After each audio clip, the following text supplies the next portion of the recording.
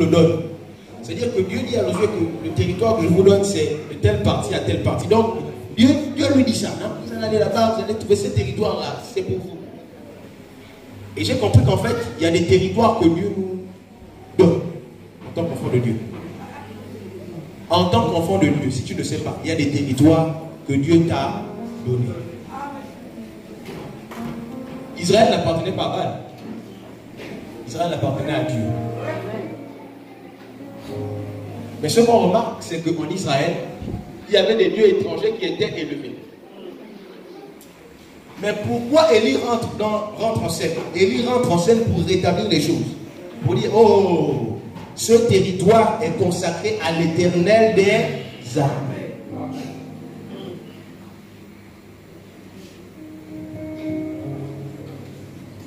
Vous voyez? Territoire de David. C'est un endroit où toi, Dieu t'a donné l'autorité. Ça veut dire que le territoire de ta vie, ça peut être ton quartier dans lequel tu es. Est-ce que tu me comprends? L'un des territoires que Dieu t'a donné, ça peut être Moukaba.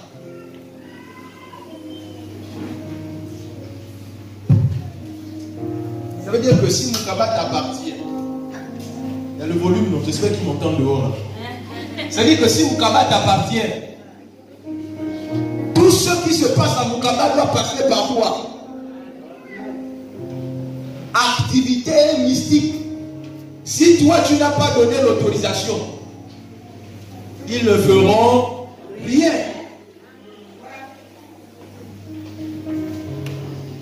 C'est pas chez vous. Et je veux qu'on puisse aussi réaliser que lorsque Dieu te dit que Moukaba est à toi, Dieu ne dit pas que Moukaba est vide.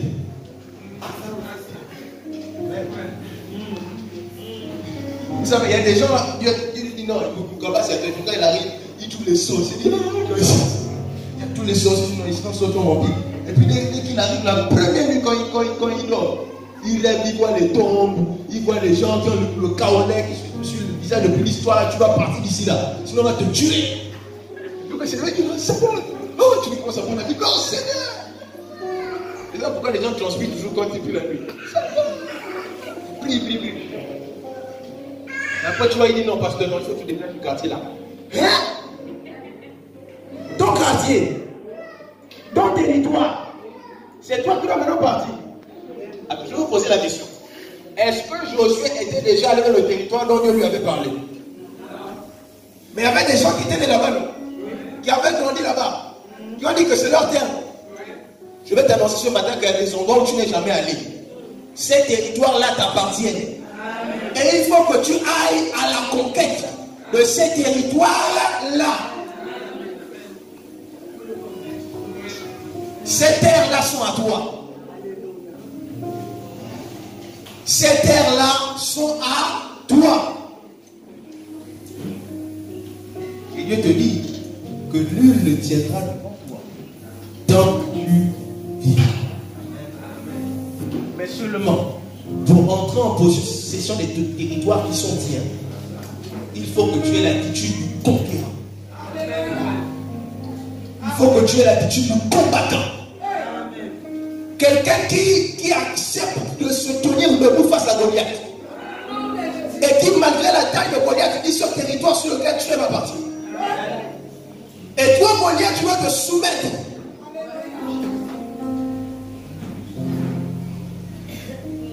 Bon, c'est peut-être que c'est un jeu ou bien c'est une blague. Mais allez-y lire dans Acte 1. Il dit que le Seigneur sera sur vous. Allez par tout le monde annoncer la bonne nouvelle. Et faites de quoi? De toutes les nations. Je veux annoncer que toutes les nations de la terre appartiennent aux enfants de Dieu.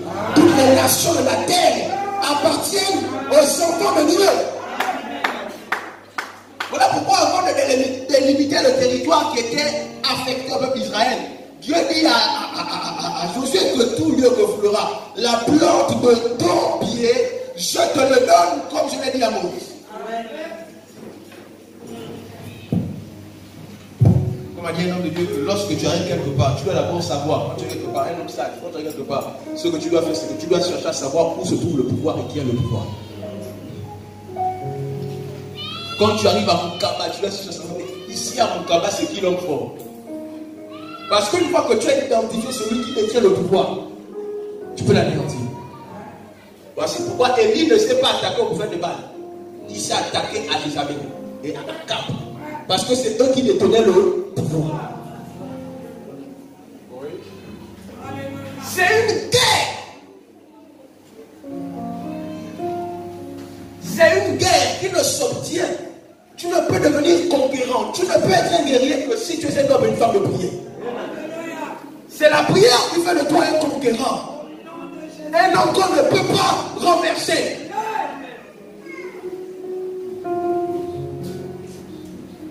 Il dit que tu ouvres ma tête. Et ma coupe déborde. Ça veut dire que tu es un vase plein. Tu n'es pas un vase vide. Ça veut dire qu'on ne peut pas te balloter ça et là. Non. Personne ne peut venir et te prendre, t'emmener là-bas. Non, non, non. Tu es rempli. Mais cette huile, pourquoi cette huile la coule? C'est parce que tu es dans sa présence. Et à chaque fois que tu vas dans sa présence, tu vas te ravitailler. Et l'huile coule encore et encore. Et l'huile demeure un vase plein. Vous savez, Akab ne pouvait pas mettre la main sur Élie, même Jézabel. Vous savez pourquoi? Parce que lorsqu'il voyait Élie, il s'était rendu compte que le pouvoir, c'est entre les mains du gars. Tu peux être à pied comme moi. Tu as le pouvoir. Dis j'ai le pouvoir. J'ai le pouvoir. Quand tu parles comme si tu n'es pas convaincu. J'ai le pouvoir. Non, il avait conviction. Ferme tes yeux et puis déclare. J'ai le pouvoir. J'ai le pouvoir. J'ai le pouvoir. J'ai le pouvoir. J'ai le pouvoir. J'ai le pouvoir. De marcher. De marcher. Sur toute la puissance de l'ennemi. Sur toute la puissance de l'ennemi. Tout l'eau que foulera la plante de mes pieds. Tout l'eau que foulera la plante de mes pieds. Dieu me le donne en possession. Dieu me le donne en possession. Parce que je suis un guerrier. Parce que je suis un conquérant. Je suis appelé à conquérir les territoires. À conquérir les territoires. À renverser les autorités. À renverser les principautés. Et les dominations. Au nom de Jésus. Alléluia. Tu as le pouvoir. Tu as le pouvoir.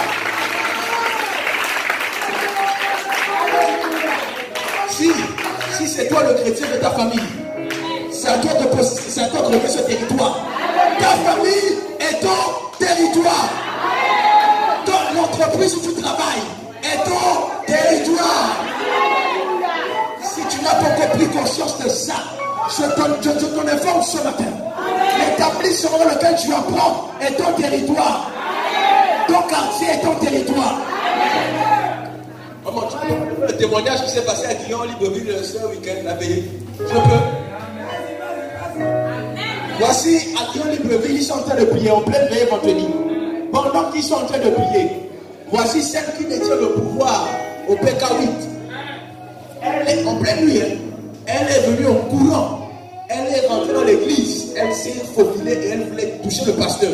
On l'a attrapée. C'est comment? On ne plus là, je ne meurs pas. Je vous dis qu'on a le pouvoir. Je vous dis qu'on a le pouvoir. On a le pouvoir. Je me souviens qu'il y a des gens qui ne peuvent plus dormir encore de te prier. Non, tu n'as pas compris. Tu as le pouvoir. Tu as le pouvoir. Alléluia. Vous savez. Donc tu ne t'es pas levé dans la prière. Et puis moi, ce dont je suis convaincu, c'est que cette femme-là, les prières de Guillaume Libreville étaient en tête, c'était comme des flèches. Vous voyez, quand vous êtes malade, parfois tu as mal, mais tu te dors sur le lit. Tu te dors sur le ventre. Oh non, j'ai un peu mal là, mais ça va. Mais à quel moment tu cours pour aller à l'hôpital? Quand la douleur est arrivée à son maximum, tu ne peux plus supporter. Donc bientôt, tes ennemis ne pourront plus supporter.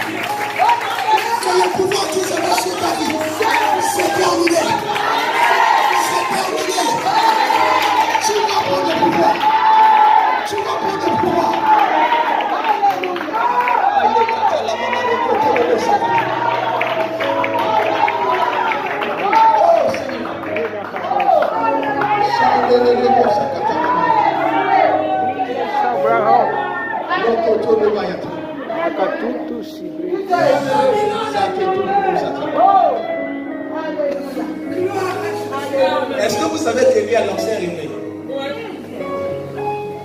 Papa Christian, que Dieu te bénisse. Jamais comme ça. Que Dieu te bénisse. Naboth de Gisraël. Quand Akab vient, Akab lui dit, mais pardonne-moi. Akab lui dit, le roi, lui dit, vends-moi ton champ.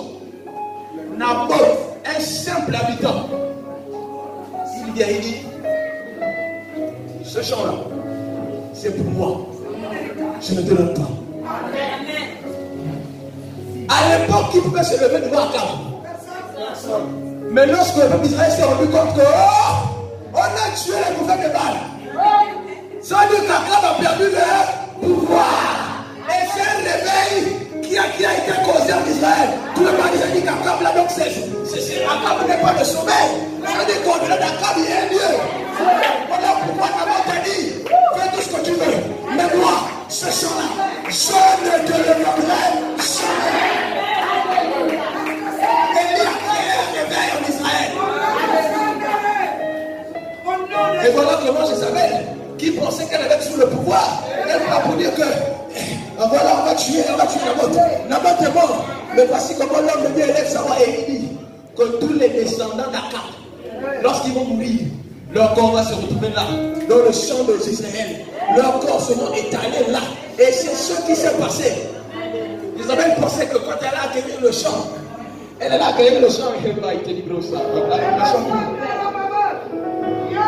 Elle pensait que le champ qu'elle avait acheté, qu'elle avait arraché, qu'elle avait donné à Akab allait pouvoir planter des choses et avoir des récoltes. Mais il ne savait pas qu'il avait acheté le champ de sa mort. Et quand le Saint-Esprit m'envoie dans le Nouveau Testament pour m'amener à comprendre qu'il y a un lien entre l'histoire d'Akab, Jézabel et Naboth, et entre l'histoire de Judas qui a acheté un champ avec l'argent qu'on lui avait remis pour avoir trahi Jésus. La Bible dit que lorsque Judas a acquis ce champ-là, lorsqu'il a pris l'argent, il a acheté un champ. Mais la Bible dit qu'il s'est suicidé et les entrailles de Judas se sont répandues dans ce champ. Et on a appelé ce champ-là Akeldama, le champ du sang.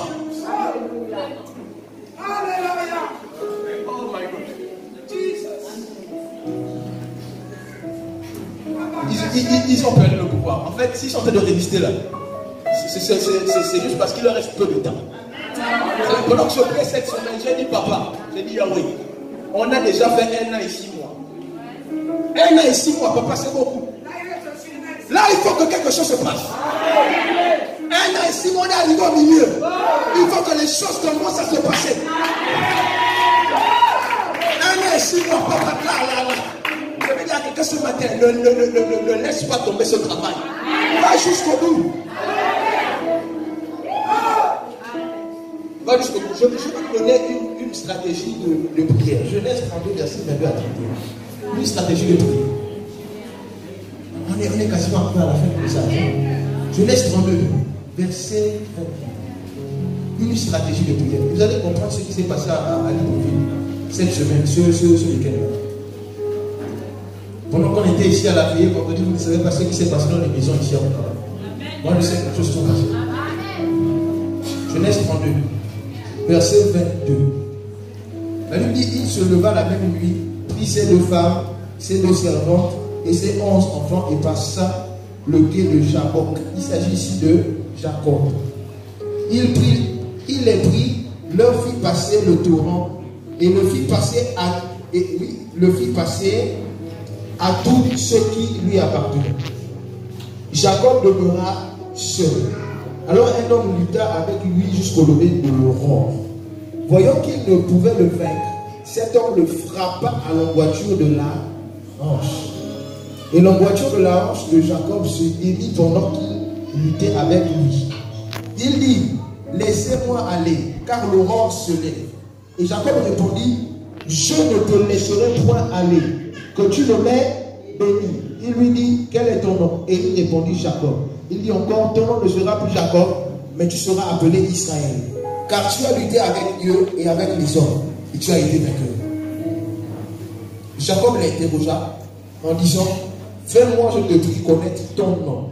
Il répondit, pourquoi demandes-tu mon nom? Et il le bénit là. Jacob appela ce lieu du nom de Béniel, car dit-il, j'ai vu Dieu face à face et mon âme a été sauvée. Le soleil se levait lorsqu'il passa Béniel. Jacob boitait de la manche. Là, c'est très sérieux.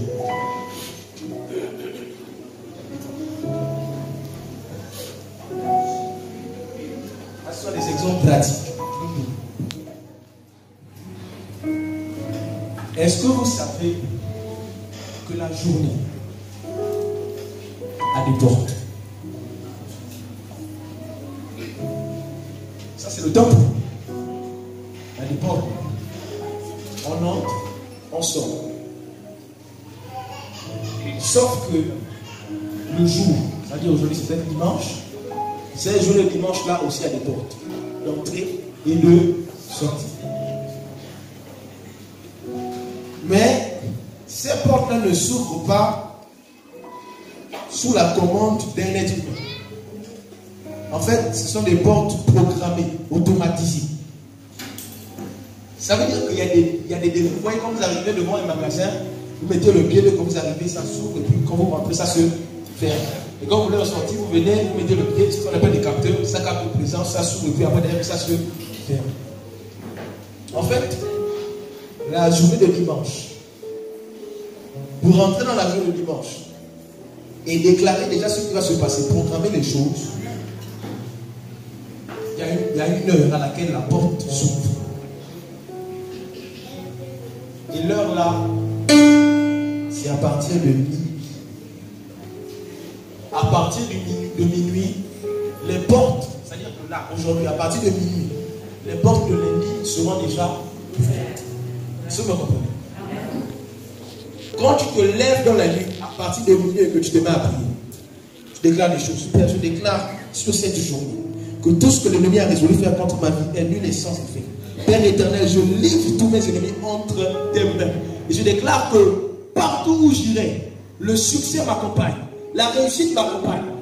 Pendant que tu déclares ces paroles-là, tu es déjà rentré dans la journée de lundi. Et tu es en train de déclarer ce qui va se passer. Ces portes-là restent ouvertes jusqu'à 3h, 4h du matin. À 4h du matin, la porte se referme. Donc quand toi tu te lèves à 6h pour prier, ta prière ne peut plus être efficace comme celui qui a prié de minuit à 4h. Parce que c'est dans ce laps de temps-là que les portes sont ouvertes. Et je vais aller plus loin et vous dire que les esprits arrivent à entrer dans le monde des humains dans ce laps de temps. Ça veut dire qu'en fait, ils se baladent, ils entrent, ils sortent, ils entrent, ils sortent, ils font ce qu'ils veulent. Voici pourquoi les sorciers, quand ils sortent en vampire, c'est à cette heure-là, dans ce laps de temps-là.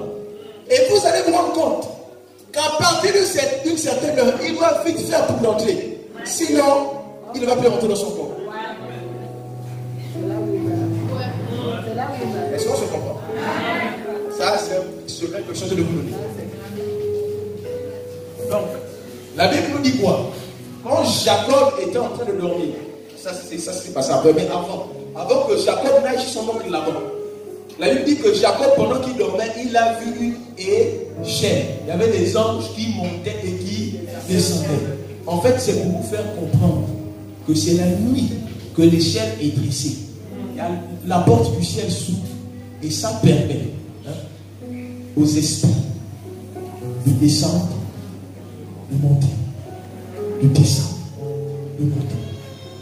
La Bible ne dit pas que les anges descendaient et montaient. La Bible dit que les anges montaient et descendaient. Ça veut dire qu'il y a des anges qui marchent avec nous.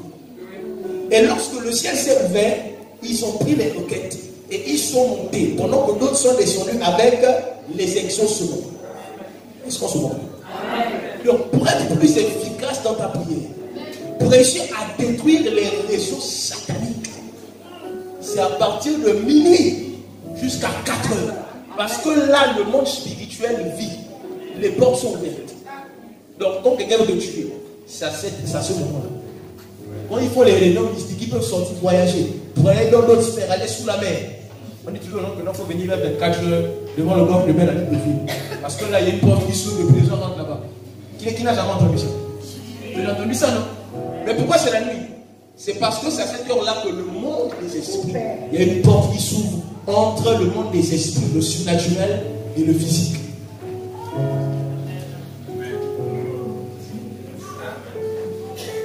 Donc, voilà pourquoi nous on aime dormir la nuit.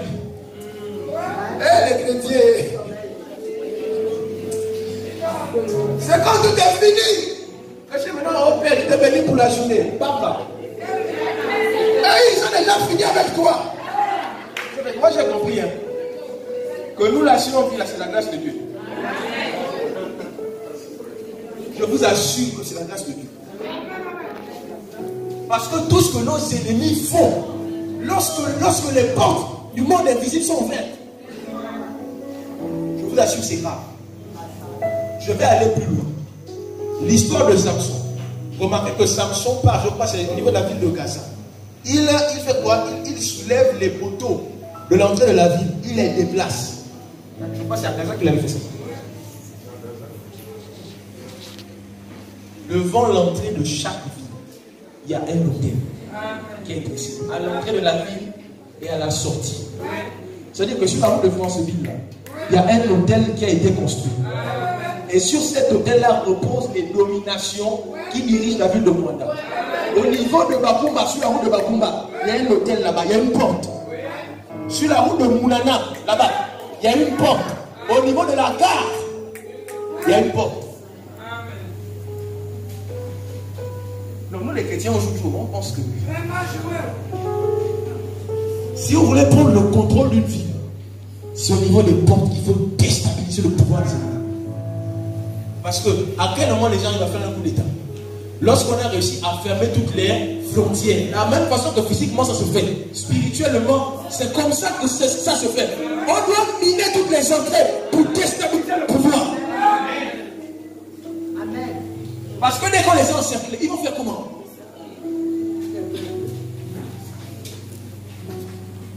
Voici, pour terminer cette partie, voici ce que l'ange dit à Jacob. L'ange dit à Jacob que laisse-moi partir parce que le jour est en train de se lever.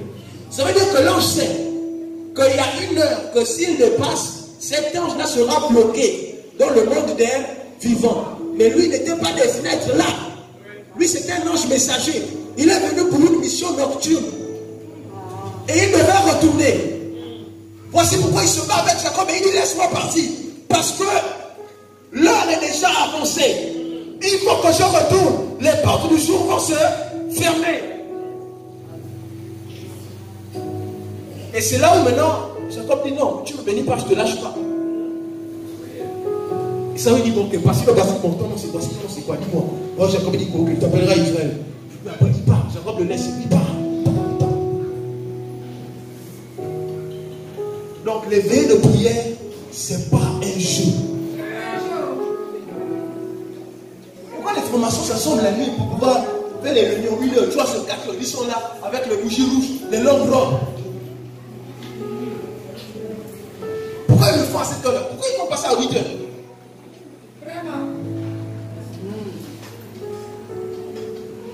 C'est parce que ces hommes-là cherchent. Ça lui dit comment on peut bénir autre que connaissance. Moi, tous ceux dont je suis en train de vous parler là, concernant cette partie-là, moi, on m'a enseigné ça. Moi, comment c'est ça? Je suis resté la bouche ouverte.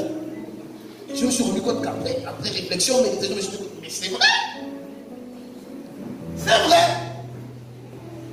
Les échecs que tu vis dans la journée, c'est parce que parfois, oui, pendant que toi tu dors, il y a des gens qui sont là avec ton nom, en train de déclarer l'échec sur ta vie. Ah, qu'est-ce qui s'est déjà arrivé? C'est-à-dire qu'à la veille, il y a une bonne nouvelle, c'est-à-dire qu'on t'a dit que telle chose va se passer, tu as dit que le temps soit loué, le lendemain tout est annulé, c'est déjà arrivé ici. C'est-à-dire que quelque chose de bon était prêt d'arriver sur ta vie, on t'a dit que non, là c'est bon, mais le lendemain, tout a été chamboulé, c'est déjà arrivé ici. Le délai. Sachez que la nuit, il y a des gens qui ne dorment pas pour détruire ta vie.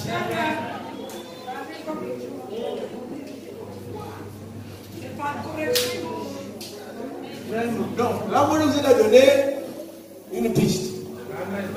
Ça veut dire que c'est vrai, on prie la journée. Mais pour accélérer la destruction de vos ennemis, il faut qu'on passe dans la pluie de la nuit. En mettant ça en application, vous allez voir ce qui va se passer. Il y a des témoignages. Vous allez voir. Parce que pendant qu'il veut toucher toi, tu vois le feu, il recule. Il va toucher le feu, il dit, my God, mais le gars.